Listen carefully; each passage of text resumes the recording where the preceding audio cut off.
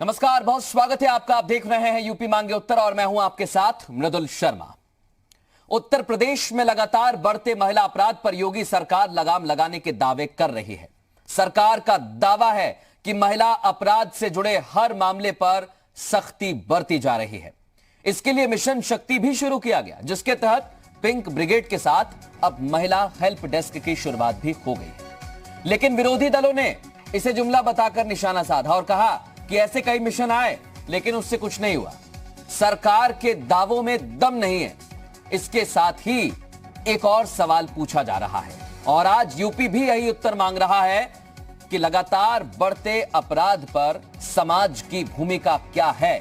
क्या समाज की भूमिका महिला अपराध पर अगर आगे आने वाले समय में खास प्रभाव रखेगी तो क्या अपराध में कमी आ जाएगी? सवाल पूछेंगे, कुछ खास मेहमान हमारे साथ जुड़ेंगे। उससे पहले आप ये रिपोर्ट देखिए।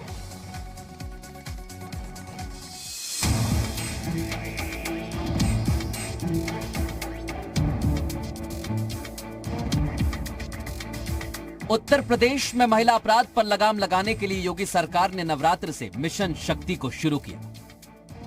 इस मिशन के तहत महिला पुलिसकर्मी मंचलों और बदमाशों पर नजर रख रही हैं। मिशन के तहत सड़कों पर पिंक ब्रिगेड भी गश्त में जुट गई है। इसी के साथ मुख्यमंत्री योगी ने मिशन को आगे बढ़ाकर 1535 थानों में महिला हेल्प डेस्क की शुरुआत की और बताया कि सरकार यही चाहती है कि महिला अपराध की सुनवाई प्राथमिकता से हो। इसके लिए हेल्प डेस्क पर महिला अधिकारी ही महिलाओं की समस्याएं सुनेंगी।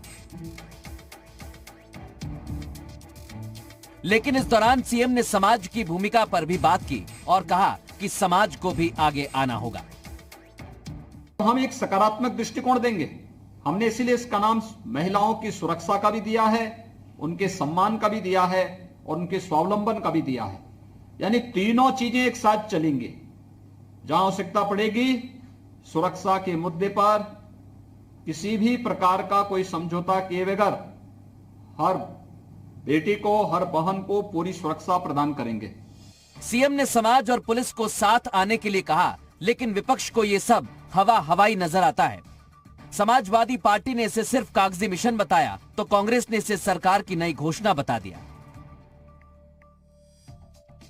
जब से भारतीय जनता पार्टी की सरकार उत्तर प्रदेश में आई है, लगातार महिलाओं पर अत्याचार बढ़ता चला गया है। महिलाओं के अत्याचार में उत्तर प्रदेश नंबर 1 हो गया है। अपराधियों के ऊपर से पुलिस का खौफ खत्म हुआ है, सरकार का खौफ खत्म हुआ है। अपराधी बेखौफ हैं, गुंडे बेखौफ हैं, इसलिए महिलाओं पर अत्याचार यहाँ पे बढ़ा है। ये उत्तर प्रदेश के लिए शर्म की बात है। सरकार के लिए भी शर्म की बात होनी चाहिए। जिस प्रदेश में महिलाओं पर अत्याचार बढ़ जाए और वो सरकार अपनी पीठ थपथपाए। कहां चला गया आपका रोमियो स्कर्ट जो आपने बनाया था? ये सरकार सिर्फ बातें करती है लेकिन महिला का सम्मान नहीं बचा सकती। माननीय मुख्यमंत्री श्री आदित्यनाथ जी महिला सुरक्षा के बारे में नई नई घोषणाएं करते रहते हैं। सवाल ये खड़ा होता है कि माननीय मुख्यमंत्री जी घोषणाएं ही कर रहे हैं कि सुरक्षा के नाम पर कुछ हो रहा है। माननीय मुख्यमंत्री जी को जात, धर्म और वर्ग से अलग हट करके हमारे उत्तर प्रदेश की बहन बेटियों और बच्चियों की हिफाजत के लिए सख्त कदम उठाने चाहिए और प्रशासन को सख्त निर्देश देने चाहिए।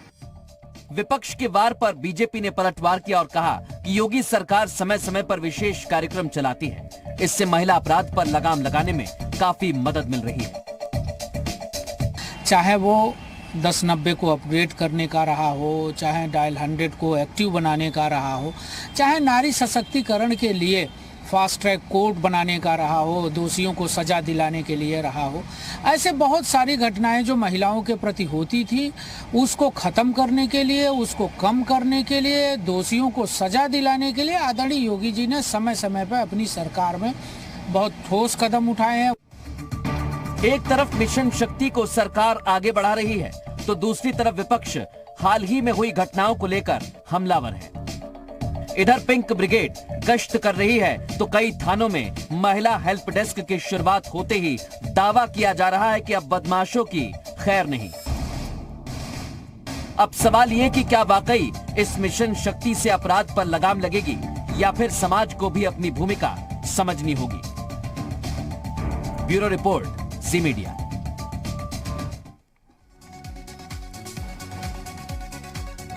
और सीधे मेहमानों का रुख करेंगे। कुछ खास मेहमान इस समय हमारे साथ जुड़ चुके हैं। हमारे साथ ऋतु रावत जी जुड़ गई हैं, बीजेपी का पक्ष रखने के लिए मौजूद हैं। अनीता जैन हमारे साथ इस समय मौजूद हैं पूर्व आईएएस अधिकारी हैं, लंबा प्रशासनिक अनुभव रखती हैं। नाहिद लारी खान हमारे साथ इस समय जुड़ चुकी हैं, जो प्रवक्ता हैं समाजवादी पार्टी की। उषा राणा जी हमारे साथ जुड़ी हैं, कांग्रेस का पक्ष रखेंगी, उपाध्यक्ष हैं यूपी महिला कांग्रेस की। और प्रियंवदा तोमर भी हमारे साथ जुड़ चुकी हैं, जो सदस्य हैं उत्तर प्रदेश महिला आयोग की। और सोशल एक्टिविस्ट रूपा पांडे जी भी इस वक्त हमारे साथ जुड़ चुकी हैं। आप सभी का बहुत स्वागत है यूपी मांगे उत्तर में। और पहला सवाल मैं रूपा पांडे जी आपसे करना चाहता हूं, क्योंकि मुख्यमंत्री योगी आदित्यनाथ ने जो बहुत अहम बात कही है, उन्होंने कहा कि समाज की भूमिका भी बहुत जरूरी है। अगर समाज ठीक तरह से अपनी भूमिका निभाएगा तो आने वाले वक्त में महिला अपराध पर लगाम लग सकती है। क्या सब कुछ समाज पर ही डिपेंड करता है, निर्भर करता है? मृदुल जी, ये बिल्कुल सच है कि अत्याचार बहुत बढ़ा है और हौसले भी अपराधियों के बहुत बड़े हैं। इतने बड़े हैं कि उन्हें कहीं लगता है कि ये स्त्री या ये बेटी, ये पुलिस और इसके बीच एक बहुत बड़ी खाई है, ऐसा अपराधियों को बिल्कुल लगता है। और रही बात कि हमारे मुख्यमंत्री जी ने कहा है कि समाज की भूमिका है, तो समाज की भूमिका हमेशा से रही है। सामाजिक नियंत्रण की पहली इकाई परिवार होती है, वहां से है। लेकिन एक व्यवस्था के, एक सुदृढ़ व्यवस्था से इनकार नहीं किया जा सकता। खौफ और कानून का इकबाल बुलंद होना बेहद जरूरी है, क्योंकि थानों के स्तर पर ही समस्याओं का निस्तारण होता है। और घर से संस्कार होना, और बाहर बच्चा क्या करता है और उसको कैसा खौफ मिलता है या उसको संदेश अच्छे मिलते हैं या कैसी व्यवस्था है, ये एक पूरा कह सकते हो एक साझा जिम्मेदारी है।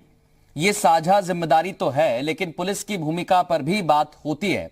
और अनीता जैन जी बेहतर जानती हैं, क्योंकि लंबा अनुभव रखती हैं वो। अनीता जी, आप देखिए, आप जब किसी भी जिले में जाते हैं, अलग अलग तरह से वहां पर कार्य किया जाता है। और अपराधियों पर लगाम लगाने के लिए सरकार ने कहा है कि समाज के साथ पुलिस की भूमिका भी उतनी ही अहम हो जाती है। तो क्या इससे अपराध पर लगाम लग पाएगी?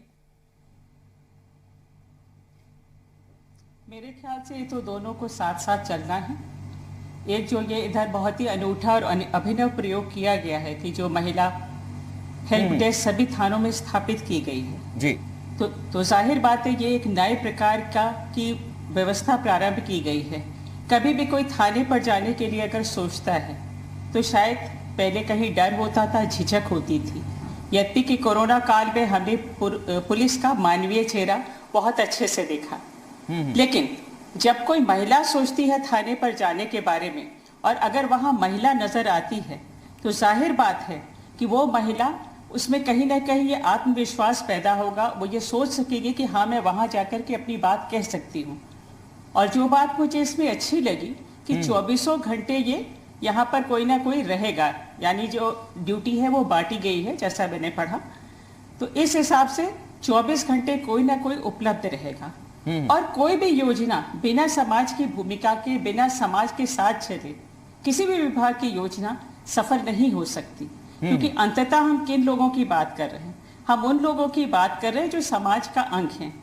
और जब साथ साथ इस जन जागरूकता के साथ, जो कि एक बहुत ही बृहद जागरूकता अभियान इस कार्यक्रम के तहत चलाया जा रहा है, न केवल शहरी क्षेत्रों में बल्कि ग्रामीण क्षेत्रों में भी, सभी पंचायतों तक, तो सबसे पहले लड़कियों को ये जानने की आवश्यकता है शिक्षा के साथ साथ कि क्या क्या अधिकार हैं, बिल्कुल, कौन कौन से कानून है, कुछ तो पता चले। अगर मालूम ही नहीं है तो वो महिला या वो लड़की कभी सोच ही नहीं सकती।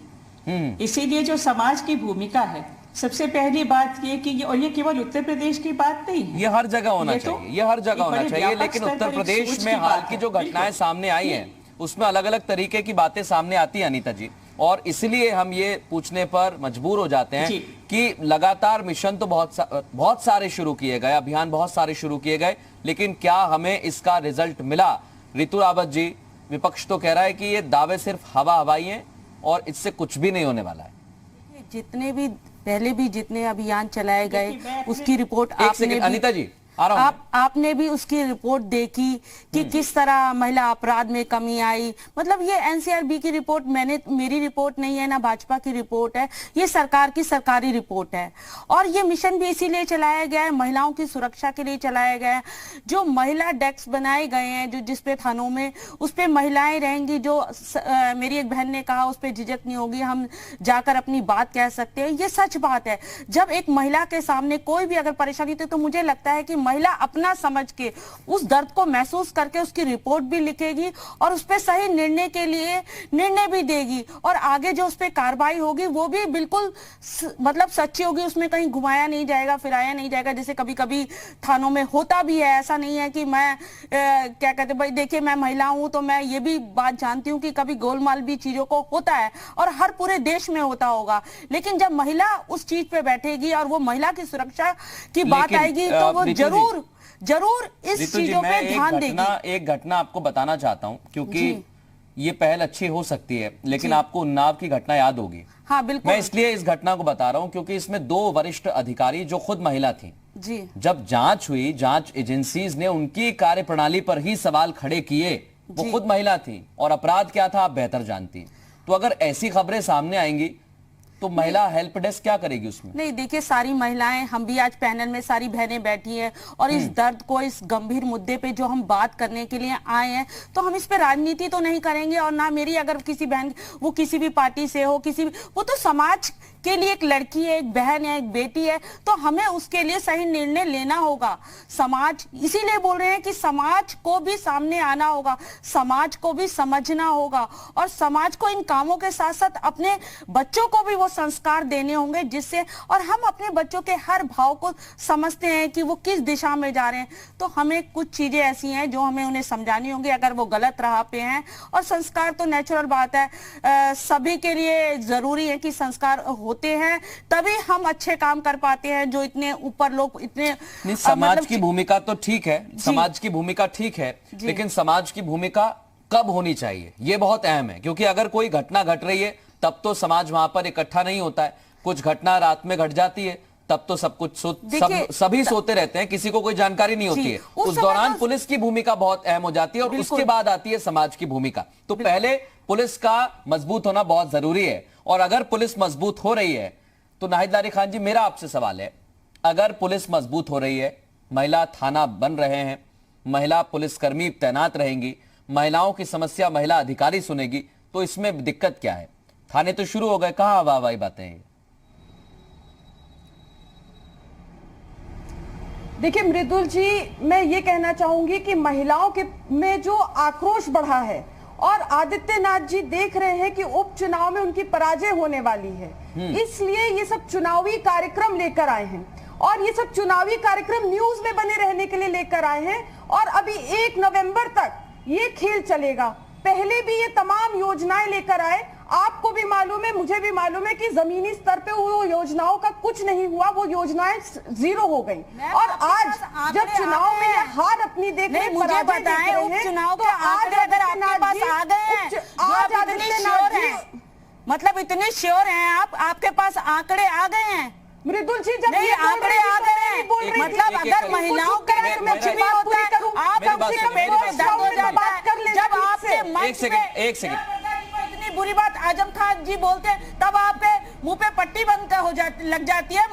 मेरी बात सुनिए, मेरी बात सुनिए, एक एक करके पहले एक एक कमेंट हो जाए, पहले एक एक कमेंट में ले लूं। रितु जी पहले एक एक कमेंट में ले लेता हूं। आप चाहते ही रितु जी मैं एक एक कमेंट ले लेता हूं पहले, फिर आप काउंटर करिएगा, मैं आपको मौका दूंगा।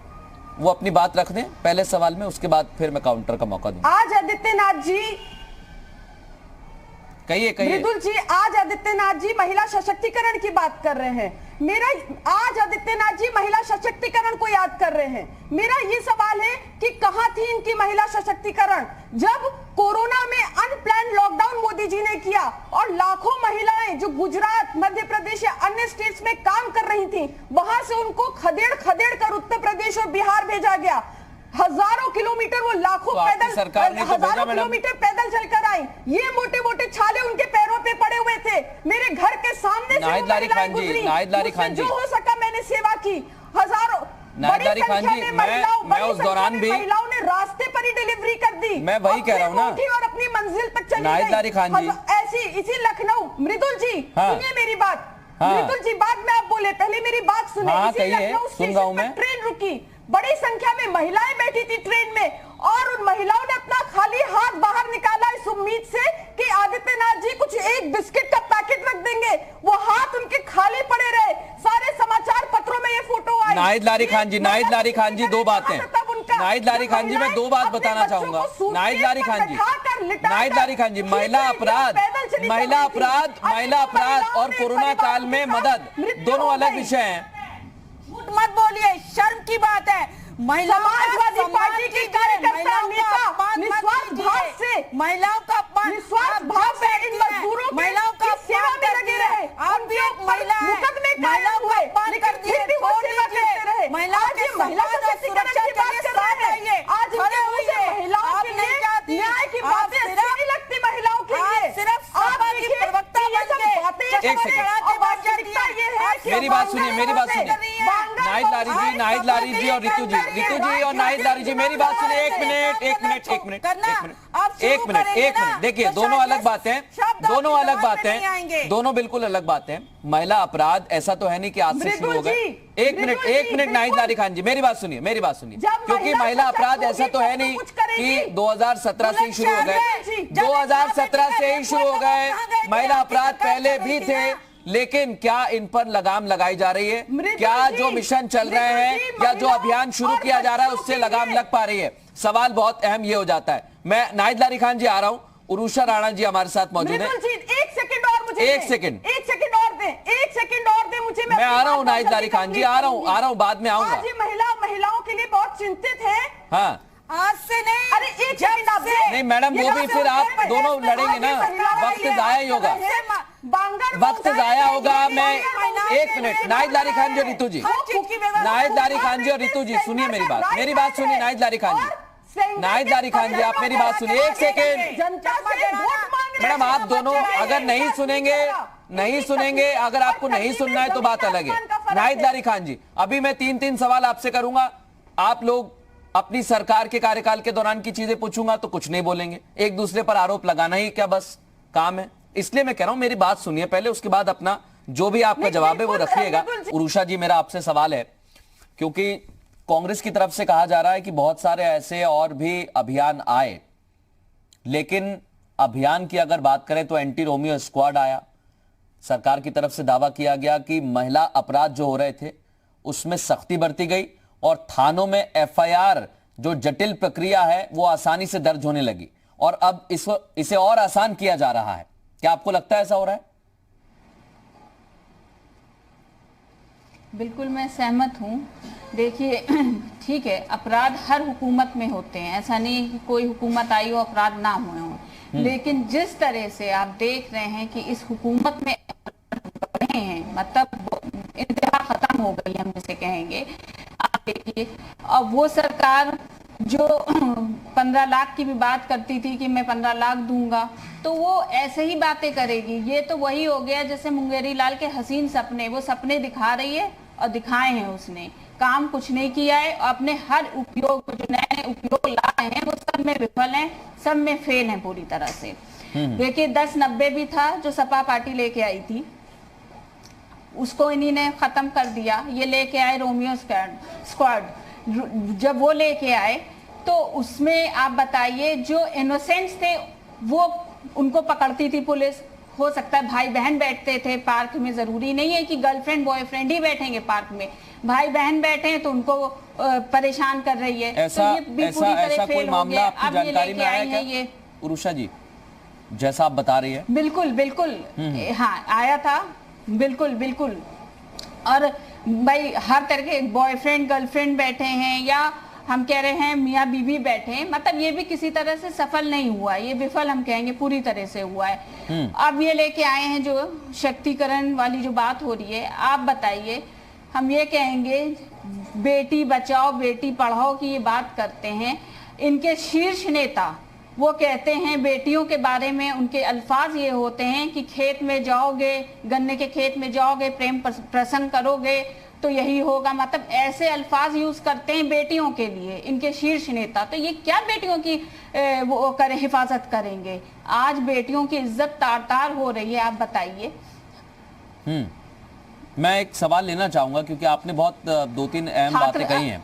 मैं एक चीज, महिला आयोग के सदस्य हमारे साथ मौजूद हैं। अब जैसे एक मिनट मेरी बात पूरी। जी जी उरुषा जी, प्रियंवदा तोमर हमारे साथ मौजूद हैं और महिला अपराध से जुड़े हुई बहुत सारे उनके पास शिकायतें आई होंगी, बहुत सारे केस उनके सामने आए होंगे। प्रियंवदा जी, क्या वाकई ऐसा हुआ एंटी रोमियो स्क्वाड में कि जो लोग निर्दोष हैं उन्हें भी पकड़ लिया गया, उनमें भी डर पैदा हो गया? नहीं, मेरी ये तो बड़ी हास्यास्पद बात है जो मुझे आज इन्होंने बताई है। मतलब बात को कहां से कहां ले जाने का अगर कोई तरीका पूछे तो इनसे पूछे। आज जब पूरा प्रदेश, सारी महिलाएं बहुत उत्साहित हैं इस बात को लेकर, ऐसी क्रांतिकारी योजना आई है, ऐतिहासिक योजना आई है, जब पूरा समाज इस पर विचार कर रहा था कि किस प्रकार से महिलाओं के प्रति अपराध को कम किया जाए, तो ऐसी सबको समन्वय लेकर, सबको समाहित करते हुए, चाहे वो शासन हो, प्रशासन हो या महिला हो, छोटे छोटे बच्चे हो, एएनएम हो, आशा वर्कर हो, आंगनवाड़ी हो, पंचायत से लेके ब्लॉक लेवल तक, जनपद तक, नगर पालिका के निकाय से लेकर हर स्तर पर इतनी अच्छी योजना सब लेकर आए हैं। और इस प्रकार से उन्होंने महीने के हिसाब से उन्होंने 180 दिन का कार्यक्रम बनाया है माननीय हमारे योगी जी ने, कि अगले महीने जो हमारा बाल दिवस आता है उस अवसर पर छोटे छोटे जो बालक हैं उनको शिक्षित किया जाएगा, प्रशिक्षण दिया जाएगा, बच्चियां किस प्रकार से अपनी आत्मरक्षा कर सके, कार्यशालाएं आयोजित की जाएंगी, नुक्कड़ नाटक होंगे। उसके पश्चात जो दिसंबर का महीना है उसमें कि ट्रैफिकिंग को कैसे रोका जाए, इस पर अलग अलग तरीके से कार्यक्रम होंगे। कॉरपोरेट को सबको इसमें जोड़ा जाएगा, सारी संस्थाएं थाने से लेके सबको इसमें जोड़ा जाएगा। एक चीज मैं पूछना चाह रहा हूँ, एक चीज प्रियंवदा जी आप बता रही हैं कि सरकार बहुत सारी चीजों को जोड़ने वाली है। हाँ जी। हमारे पास इतने पुलिसकर्मी तो है नहीं कि अलग अलग थाने में अलग अलग डेस्क बना दी जाए और वहां पर बैठ के वो काम करें। वैसे ही संख्या कम है, फिर इनको कैसे मैनेज किया जाएगा? नहीं, इतने बिल्कुल नहीं, इसको बहुत अच्छे से मैनेज किया जाएगा। आज मैं खुद एक जगह पर थी, खुद स्वयं उपस्थित थी जहां पर इसका इनॉग्रेशन हो रहा था। मैंने पूछा, 8-8 घंटे प्रशिक्षु हैं, बच्चियां हैं, लड़कियां हैं जो प्रशिक्षु हैं इसमें, जो कांस्टेबल्स हैं वो सब अपने को वॉलंटियर कर रहे हैं, बहुत उत्साहित है। मैंने इतना उत्साह आपसे पहले नहीं देखा। जो महिला जो सशक्तिकरण का माननीय योगी जी ने जो कार्यक्रम चलाया है, इससे पहले इतना उत्साह कभी नहीं देखा। इसमें सब सारे के सारे आयाम उन्होंने लिए हैं कि किस प्रकार से जो है महिलाओं को जच्चा बच्चा से लेकर, मैंने बताया नीचे वो बिंदी गलत हो गई, जुड़ेगा जाएगा। और पूरे फरवरी माह में जो सामाजिक कुरीतियां हैं उसको लेकर भी जन जागृति करी जाएगी। और अभी मेरी बहन कह रही थी कि ऐसे किसी ने बोला कि वो गन्ने के खेत में, अभी आप देखिए किस प्रकार से, वो तो शीर्ष नेता की बात कर रही है, मुझे पता नहीं, लेकिन एक मुख्यमंत्री किस स्तर की बात करते हैं महिला के लिए, उसको क्या बोलते हैं आपने देखा ही स्वयं। मध्य प्रदेश में किस प्रकार की भाषा का इस्तेमाल किया गया, मैं अपने मुंह से उस भाषा का, उस शब्द का इस्तेमाल नहीं करना चाहती। तो मेरे ख्याल से राजनीति से ऊपर उठ के प्रियंवदा जी, आपने बहुत दावे किए लेकिन इन्हीं दावों पर तो सवाल खड़े हो रहे हैं। मैं रितु महेश्वरी जी के पास जाऊं उससे पहले एक छोटा कमेंट नाहिदारी खान आपका मैं चाहता हूं। क्या आपको लग रहा है जब दावे किए जा रहे हैं और ये कहा जा रहा है कि महिला अपराध में कमी आई है, अगर कोई अच्छी पहल है सरकार की, महिलाओं की समस्या महिला अधिकारी सुने तो इसमें दिक्कत क्या है? थानों का निर्माण हो गया ना, डेस्क तैयार हो गई ना। देखिए, इस तरह के महिलाओं के लिए विमेन पावर लाइन की स्थापना समाजवादी सरकार ने 1090 के रूप में की थी। आधुनिक हाईटेक बिल्डिंग बनी थी जिसमें सभी चीजें थी और सिर्फ महिलाएं थी शिकायतों का निवारण करने के लिए। और वहां पे काउंसलिंग भी थी, काउंसलर भी थी, मेडिकल फैसिलिटीज भी थी। उसको जो इन्होंने ठप करने का काम किया। 181 में जो महिलाओं की हेल्पलाइन सेंटर है वहां की, उसको भी ठप करने का इन्होंने काम किया। वहां की महिला कर्मचारियों को 1 साल से इन्होंने वेतन नहीं दिया।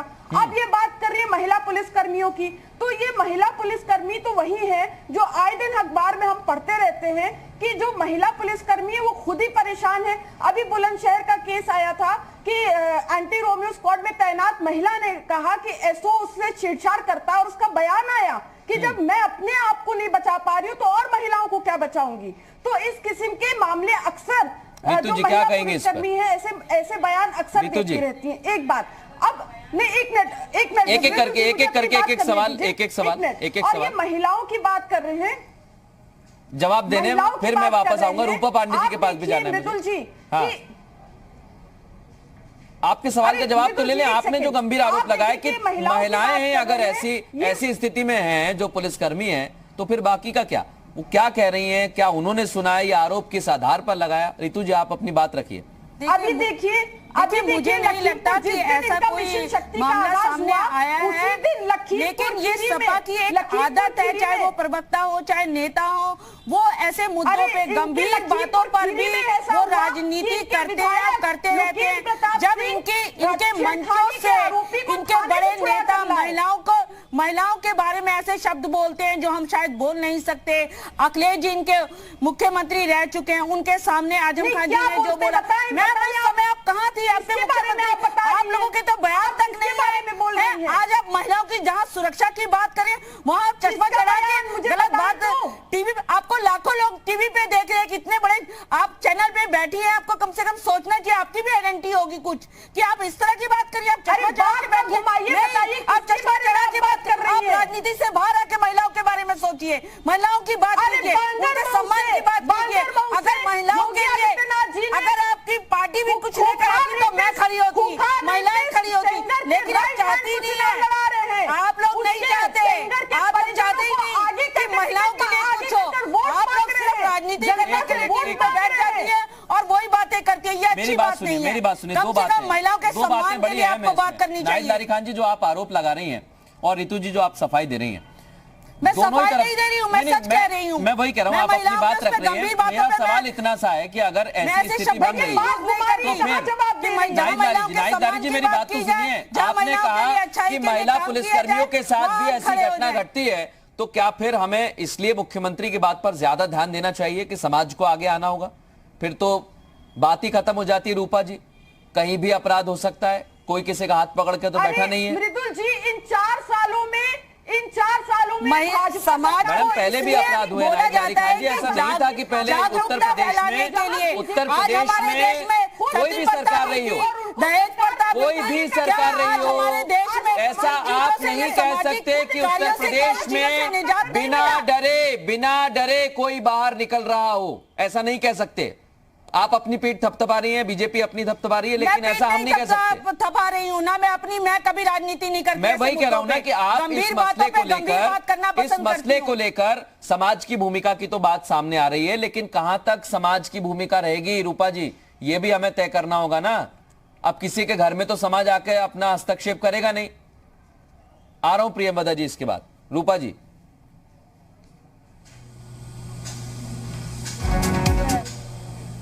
तो यहीं पर मैं देख रही हूँ कि वो घर के नहीं थे, रिश्तेदार नहीं थे। मैडम, उस पर मैं अभी कुछ कहना भी नहीं चाहता, वो जांच के दायरे में है, उस पर मैं कुछ नहीं कहूंगा, उस पर मैं कुछ कह भी नहीं सकता हूँ। मैडम, आप कह सकती हैं। रिश्तेदार नहीं थी मैडम। आप कुलदीप सेंगर की बात सामने ला रही हैं, चिन्मयानंद की ला रही हैं, तो गायत्री प्रजापति का जिक्र करिए ना, फिर करिए। नाहिद खान जी, गायत्री प्रजापति का जिक्र करिए। कौन है? आपके नेता नहीं थे क्या? आपकी सरकार में मंत्री नहीं थे क्या? सपा में है या नहीं है? पहले मुझे बताइए, सपा की प्रवक्ता है? सपा की प्रवक्ता होती तो आपको पता होता। गायत्री प्रजापति ने क्या किया? यही तो मैटर है, यही तो मसला है। आप लोग सुनने को तैयार नहीं होते। किया आप प्रवक्ता है ही नहीं, आप सपा की प्रवक्ता नहीं है, आप सपा की प्रवक्ता नहीं है। जयमान सपा की प्रवक्ता होती तो मालूम होता आपको सपा के कार्यकाल के बाद के शामिल होते। सुनिए, एक सेकंड, मेरी बात सुनिए, एक सेकंड। रितु जी और नाहिद खान जी, यही तो मैटर है मैडम। लड़ने से कुछ नहीं होगा ना। आप यहाँ पर, मैं वही कह रहा हूँ ना कि दोनों एक दूसरे पर आरोप लगाएंगे तो क्या होगा? देश के चीफ मिनिस्टर एक सेकंड, रूपा जी, एक सेकंड। नाहिद खान जी, मेरी बात सुनिए, नाहिद खान जी, मैंने आपको टाइम दिया। अब आपको नहीं पता है गायत्री प्रजापति कौन है, तो आप अपनी जानकारी बढ़ा लीजिए। मैं इतना ही कहूंगा, अगर आप कुलदीप सेंगर के बारे में जानकारी रखती हैं तो सबके बारे में रखिए। बातें महिलाओं के लिए की है, मैडम आपके मुलायम सिंह जी ने क्या कहा था? अब वही है ना, इतिहास के पन्ने पलटेंगे तो बहुत सारी बातें सामने आएंगी। मुलायम सिंह जी ने क्या बोला था? एक मिनट, क्या बोला था? अरे अभी की बात नहीं, अखिलेश मैडम अगर आप दोनों को चिल्लाना ही है, अगर नाहिद लारी खान जी आपको चिल्लाना ही है तो आप चिल्ला लीजिए, आप चिल्ला लीजिए मैडम। तो आपको बहन का सम्मान एक मिनट ऋतु जी, मेरी बात सुनिए। डिम्पल जी ने एक मिनट बोला उनके लिए। कोई बड़ी बात नहीं मैडम, आप दोनों का माइक गिरा सकता हूं, लेकिन मेरी आदत नहीं है। बेहतर होगा कि आप जो सवाल है उसका जवाब दें। आप इतिहास के पन्ने खंगालेंगे तो 1980 तक चले जाएंगे। रूपा जी अपनी बात रखिए। जी मृदुल जी, आप देखिए कि अभी ये तकलीफ बढ़ने के आसार ही मुझे दिख रहे हैं, क्योंकि अगर समाज की बात करूं तो आज हमारे इस पैनल में हम स्त्री समाज बैठे हैं, और आप देखिए चुनरी से चुनरी के जब तक गांठें नहीं बंधेंगी आबरू लुटनी बंद नहीं होगी। ये संपूर्ण स्त्री जात को समझ लेना होगा कि अगर जहर घुलेगा तो सांस ले नहीं पाएंगे हम, और पार्टी लाइन से ऊपर भी स्त्रियों को उठना ही होगा, तभी लाज बचेगी। पहली बात, और बहुत तकलीफ हो रही है कि एक बहुत संवेदनशील मुद्दा और बहुत एक अच्छे मुद्दे पर आप बहस लेकर आए, वक्त काफी जाया हुआ। आरोप प्रत्यारोप के बहुत सारे मुद्दे मिलेंगे, मगर अगर स्त्रियां ही यहाँ हमारे पैनल में सिर्फ हम स्त्रियां हैं और लाज लुटने की बात हो रही है, तो थोड़ी संवेदनशीलता की उम्मीद हम इस पैनल पर जरूर करते हैं। और ये संवेदनशीलता की ही कमी की वजह से ही ये स्पेशली एक डेस्क की स्थापना की गई है, क्योंकि माना यह जाता था मृदुल जी कि पुरुष जो पुलिसकर्मी थे उनमें संवेदनशीलता की कमी होती थी, और वो महिलाओं के साथ उनका ट्रीटमेंट भी ठीक नहीं देखा जाता था। घर के भाई बंधु जाते थे पीड़िता के साथ और वो आड़े तिरछे सवाल करते थे, तो वो पीड़िता अपनी बात को रख नहीं पाती थी। तब कहीं ऐसी स्थितियां महसूस होती गई कि महिला थाने हो या अब ये डेस्क हो या 181 है, और एक बहुत अच्छी ये अब हमारी हेल्पलाइन जो 1090, मैं तो कहूंगी इसको और हष्ट पुष्ट करें, ये बहुत अच्छी सेवा है। इसमें दो चीज और है, मैं आपको बताना चाहता हूं, मैं दर्शकों को भी बताना चाहता हूं। 112 जो है हेल्पलाइन नंबर, उसमें भी क्षेत्रीय भाषा में आप समस्या अपनी बता सकते हैं। ये कोशिश ऐसी है जो महिलाओं के लिए बहुत अच्छी है। आप देखिए, अगर थानों में महिला डेस्क का निर्माण हुआ है, वहां पर महिला पुलिसकर्मी तैनात रहेंगी, तो हो सकता है कि जो वारदात सामने ही नहीं आ रही है वो वारदात भी सामने आ जाए, भले ही उससे आंकड़े बढ़े हमारे। मैं प्रियंवदा जी आपसे सवाल करना चाहूंगा, आप अपनी बात रखिए, इसके बाद मैं उरुषा राणा जी आपके पास आ रहा हूं। प्रियंवदा जी के ठीक बात कहिए। प्रियंवदा जी, पहली बात तो मैं ये कहना चाह रही हूँ कि यहाँ सब महिला बहुत ही अच्छी बात करी। मुझे ये नहीं समझ में आता कि इसमें किसको आपत्ति हो सकती है अगर आदरणीय योगी जी कह रहे हैं कि सभी दुराचारियों के नाम उजागर होंगे।